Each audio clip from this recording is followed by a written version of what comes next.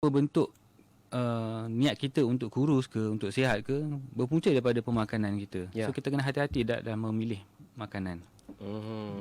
Okey. Tapi macam mana kalau ada yang claim makanan ni, claim dia kata bagus untuk jantung, untuk kesihatan, dia bukan sejenis yang semula jadi tapi claim dia kata bagus untuk kesihatan itu dan ini, doktor.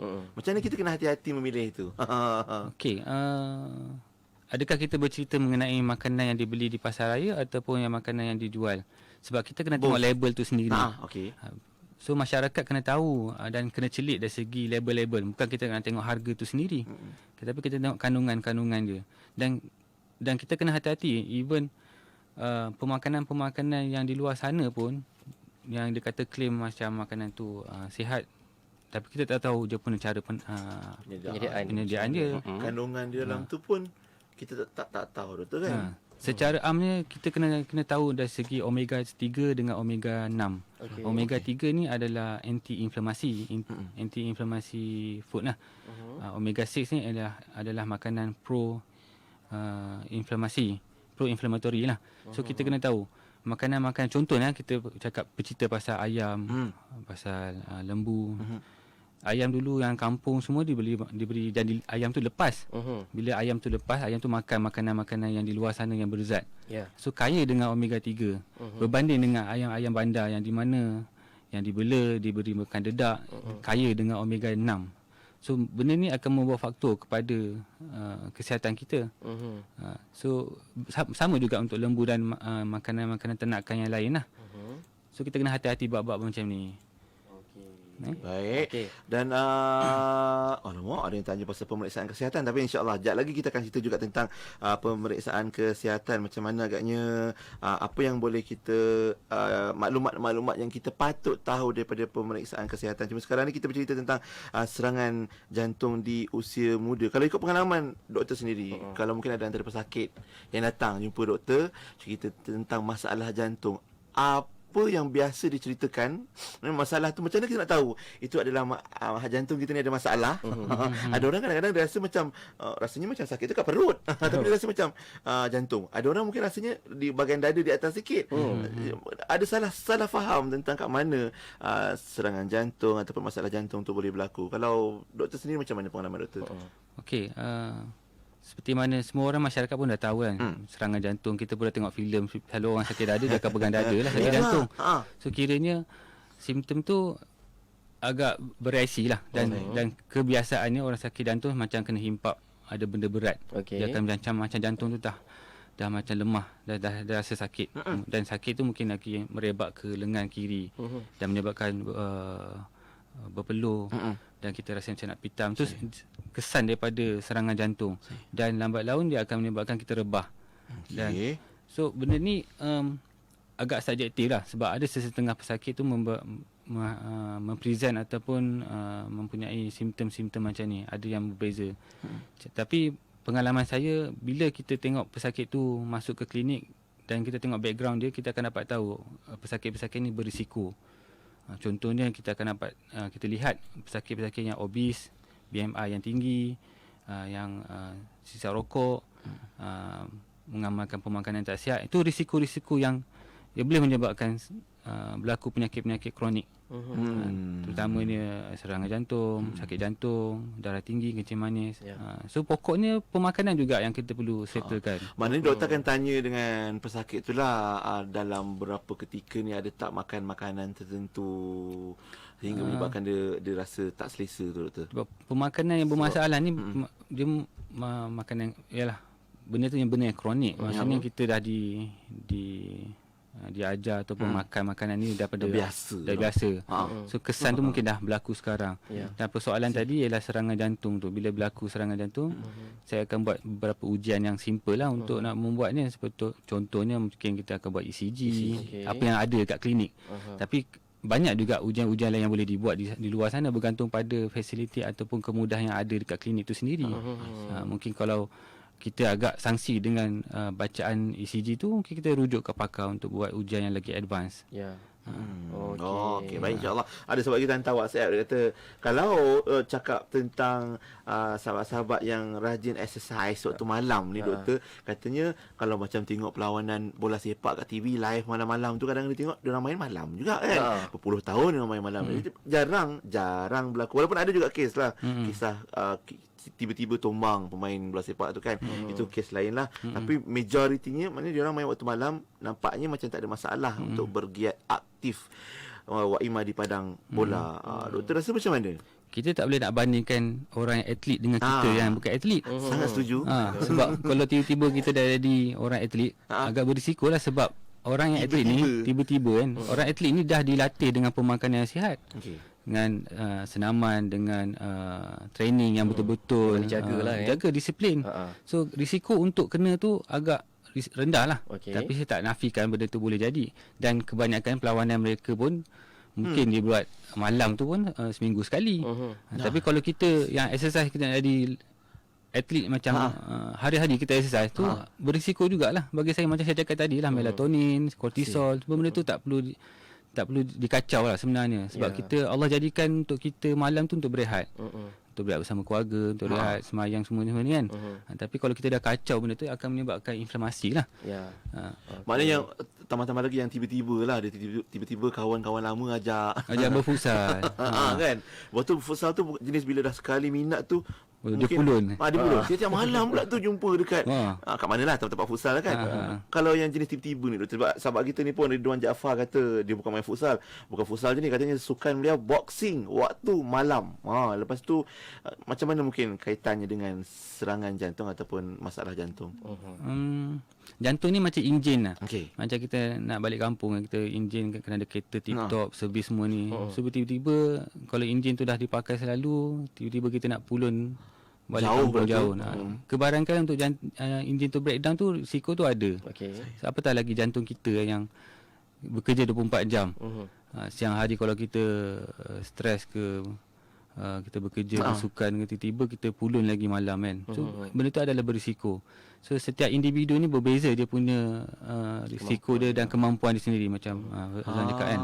So berbalik pada persoalan tadi, saya tak boleh nak cakap tak boleh, tapi apa yang saya tahu, benda tu berisiko.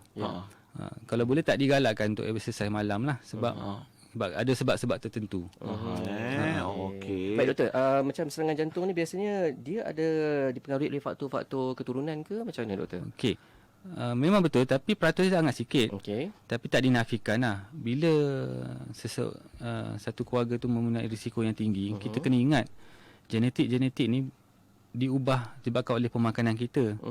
Jikalau keturunan kita ni, contoh kita ada kencing manis, keturunan ada kencing manis.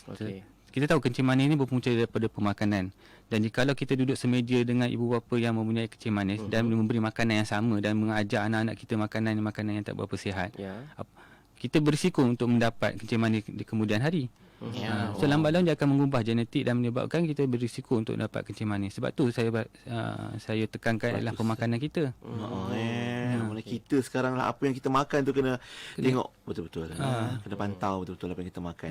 Baik doktor, kejap lagi kita akan sambung lagi kan. Kalau sahabat-sahabat ada soalan, banyak sebenarnya soalan yang dah masuk ni daripada sahabat kita. Betul juga, bukan kata kita nak cerita tentang yang aktif saja di gelanggang doktor. Ada orang kadang duduk kat pejabat tenang aja depan PC pun boleh stres, pun boleh collapse dan boleh terkena serangan jantung. Kalau macam tu, apa pula puncanya? Adakah stres doktor? Mungkin boleh doktor komen sikit tentang stres yang membawa kepada macam-macam penyakit. Kita tak boleh nak lari hidup stres ni lah. Allah jadikan di dunia ni untuk kita stres supaya kita dapat menjalani kehidupan kita dan kita mensyukuri nikmatnya. Cumanya bila stres ni terlampau banyak sangat, sama ada stres di tempat kerja, stres dengan family, dengan kawan-kawan, stres dengan politik.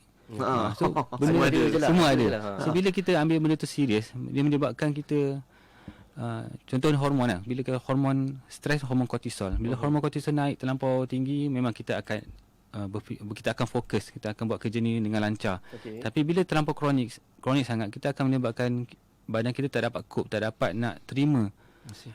Kita panggil adrenal fatigue lah. Bila adrenal fatigue, kita akan menyebabkan lemah dan stres. Sebab tu Allah bila kita dah sampai ke tahap stres macam tu, kita dah Dan Allah jadikan suruh kita rehat. Mungkin jumpa doktor sakit kepala, saya nak MC nak rehat. Situ dia pergi rehat ataupun pergi cuti ataupun EL ataupun pergi bercuti. Untuk dia EL pergi bercuti doktor. Tak tahulah. Kat situ bos yang stres. Ataupun kita bercuti. Bila kita bercuti, kita mengurangkan stres. Bila mengurangkan stres, kita dah boleh fokus dan bekerja untuk kemudian hari. Sebab tu setiap orang ni berbeza dia punya tahap stres.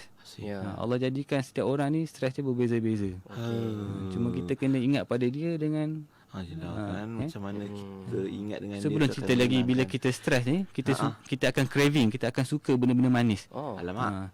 So bila kita stres, kita ada air manis kat sebelah, coklat sana, coklat sini. Sebab kita nak hilangkan stres, kita kena makan. Dah lah makan yang tak sihat. Tu kita berterabur makan benda macam tu. Benda dia jadi cycle. Bila jadi cycle, tak sihat lah jadi dia. Okey. Anak-anak doktor sebut tentang makan yang sihat. Rafidah Ibrahim tanya, doktor boleh tak bagi contoh makanan yang sihat? Lepas tu ada juga sahabat-sahabat kita yang bertanya tentang exercise, senaman-senaman macam mana mungkin yang digalakkan ataupun dinasihatkan lah supaya boleh kita amalkan yang moderate, semua orang boleh buat dan bermanfaat untuk semua peringkat usia, termasuk yang muda juga. Tambah-tambah lagi yang duduk je macam si Pian dengan husband ni. Tapi terus bangun lah juga kadang-kadang. Sekala kan. Okey, tak apa. Yang penting kalau katakan anda ada sebarang perkongsian dan juga pengalaman dan juga soalan berkaitan tentang topik kita hari ini, serangan jantung di usia muda, anda boleh ajukan saja di Facebook Live kami. Cari saja Facebook IKIM FM dan tekan like, dan jangan lupa untuk sharekan video ini. Sambil-sambil itu juga di WhatsApp kami pun boleh juga, 01129004 004. InsyaAllah pencerahannya akan diberikan oleh Dr. Syahriza Khalikuzaman dari Pegawai Perubatan Mega Klinik Zahran. Semuanya di Warna Pagi. Inspirasi Islami. Allahumma salli ala Muhammad tibbil qulubi wa dawaiha wa afiyatil abdani wa shifaiha wa nuril absari wa diyaiha.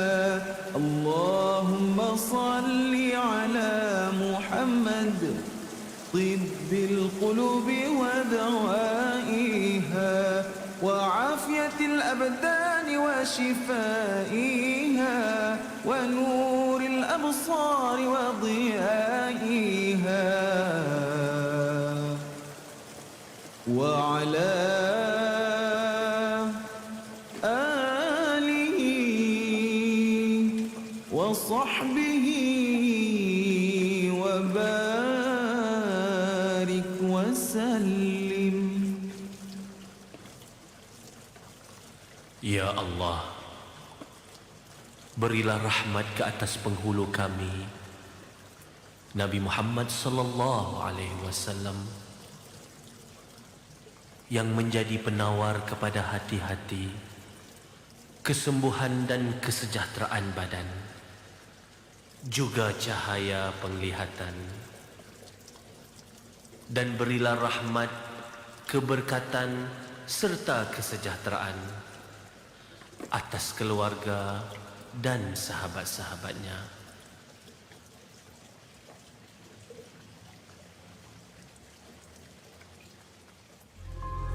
Bukan kata tak boleh rasa diri baik, tapi berhati-hatilah dengan tipu daya syaitan. Bila sebaik kita baca satu juzuk Al-Quran, tiba-tiba kita yang menerima amalan kita sendiri. Kita rasa kita solehah, lepas tu kita rasa kita lebih baik daripada orang yang tak baca walaupun satu muka surat. Tiba-tiba lidah kita yang baru habis satu juzuk Al-Quran, kita pun bertanya kepada suami di sebelah, awak berapa muka surat hari ini baca Quran? Saya dah habis dah satu juzuk. Subhanallah, na'udzubillah min zalik. Rupanya satu juzuk yang dibaca itu bukan menambahkan iman dia, bukan menambahkan lidahnya menjadi akhlak yang mulia, tetapi dia mengeluarkan kata-kata yang ada unsur riak, ada unsur takabur dengan satu juzuk yang dia baca pada saat itu. Manakala mungkin suami yang dipeli itu pula bertukar dapat pahala, sebab pahala sabar dipeli isteri yang baca satu juzuk Al-Quran dan dia tak baca walaupun satu muka surat. Berhati-hatilah kita.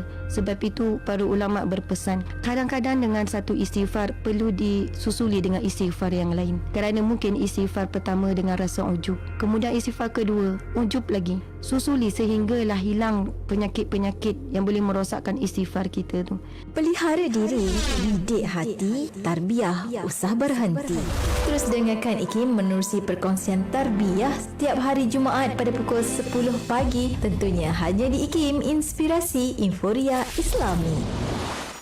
Kerusi kuliah direka untuk keselesaan bagi mengurangkan bebanan ke atas tulang belakang dan pinggang ketika duduk di lantai terlalu lama. Reka bentuk ergonomik membolehkan anda duduk bersandar dengan lebih selesa. Bila selesa, anda akan lebih fokus dalam setiap aktiviti yang dilakukan. Mudah disimpan dan dibawa ke mana saja. Kerusi kuliah telah diperbaharui dari segi keselesaan, kukuh, susunan dan warna untuk kualiti yang terjamin. Peneraju kerusi lantai nombor 1 di Malaysia. Layari www.kurusikuliah.com atau Facebook dan Instagram Kerusi Kuliah HQ dan hubungi 03-5524-7843. Wah Ahmad, tiap tahun pergi umrah. Tahun lepas bawa mak ayah. Tahun ni pergi dengan adik-beradik pula. Kita tak boleh tunggu gaji bulan je. Kena juga cari punca pendapatan lain. Sebab itu saya ikut seminar pelaburan Asri Ahmad Academy. Saya ragu-ragu tentang pelaburan saham di Bursa Malaysia. Semua orang boleh melabur. Yang penting kena ada ilmu yang betul. Kalau nak tahu tentang pelaburan saham yang sah di Bursa Malaysia, layari labursaham.com.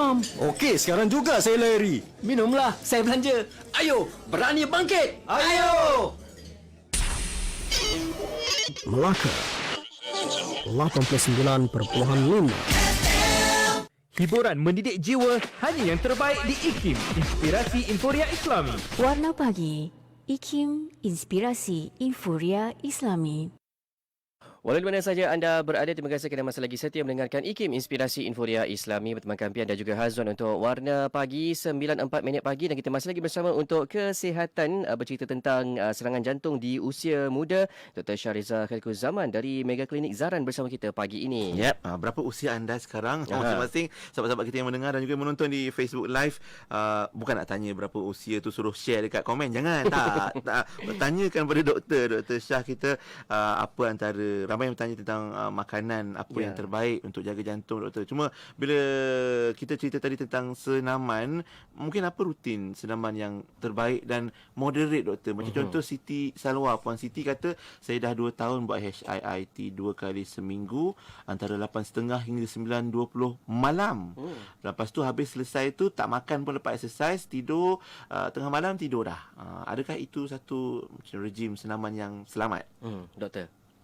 Okey, konsep senaman ni ialah kita bersenam untuk menyebabkan jantung tu pam kuat dan kita pernafasan tu laju dan menyebabkan kita mengah. Itu konsep yang sebenar untuk exercise. Okey. So bila kita berexercise, contoh kalau kita berjalan, kita basuh kereta, kita buat gardening, kita berkebun tu, mungkin kita akan, dia ada salah satu exercise tapi belum sampai ke tahap kardiovaskular. Okey. Maksud saya kardiovaskular tadilah dan nadi laju sebab jantung pam laju, kita mengah, tu betul-betul exercise. Sebab tu yang puan yang buat HIIT tu, high intensity interval training tu memang bagus. Tapi tak semua orang mampu melakukan senaman macam tu. Ada yang senaman lain kita boleh buat pace, progressively accelerating cardiopulmonary exertion. Dia sama macam HIIT tapi berbeza sikit bergantung pada kemampuan individu. Ada individu tak boleh buat lompat sana lompat sini sebab sakit lutut, tapi dia boleh buat exercise lain yang menyebabkan menghasilkan jantung tu pam laju dan kita mengah. So bila kita buat benda tu dan kita buat dalam duration ataupun tempo yang singkat, itu exercise yang betul-betul bagus. Seperti mana yang dilakukan oleh zaman nenek moyang kita yang memburu. Ia adalah salah satu exercise. Dan exercise dia ialah untuk sebab mencari makanan. So bila dia memburu, dia memang dia akan memburu sekuat hatilah. Sampai dia mengah dan juga penat. Bila dia penat mengah tu dia rehatlah. Kalau tak dapat memburu, tak dapat hasil dia, lepas tu dia rehat. Lepas tu dia memburu sekali lagi. Sebab tu badan dia orang fit lah, sihat. Berbanding kalau kita yang exercise yang tanpa ikut disiplin lah. Contoh kalau exercise waktu malam ke tak berapa sesuai lah, sebab kalau kita ikut konsep memburu pun kita tak adalah memburu malam. Memburu siang kan. Kita memburu punch card doktor pagi-pagi. Buru cepat dah lambat. So, konsep tu kalau nak diamalkan sehari-hari tu tak berapa bagus lah. Untuk HIIT sampai ke petang. Kalaupun dia HIIT ataupun rejim senaman ni dilakukan secara istiqamah, konsisten doktor. Maknanya macam kalau contoh kalau dah buat tu sekian lama dan dah terbiasa kan, kita dah terbiasa dengan rutin tu, bukan ke badan kita macam akan used to it ataupun dah terbiasa lazim dengan senaman macam tu. Boleh juga, tapi kita kena di top up ataupun diperbaiki dengan pemakanan yang sihat. Memang betul bila kita exercise ni kita menggunakan nutrisi, tenaga. So kita kena ganti balik. Dan bila kita berusia, kita tak dinafikan. Bila kita berusia ni kita tak mampu nak buat exercise yang kita boleh buat pada waktu usia muda. So bergantung pada kemampuan masing-masing lah sebenarnya. Okey, baik. Doktor, ada soalan di Facebook doktor daripada Cik Not, katanya baru-baru ni saya kena gastrik bila saya ke hospital dan buat pemeriksaan dengan jantung sekali. Diberitahu juga jantung saya bacaannya seperti seorang atlet. Macam mana tu doktor? Ada bacaan dia tak? Bacaan dia tak benar lah, cuma dia kata yang dia diberitahu oleh doktor tu jantung dia bacaan seperti seorang atlet. Mungkin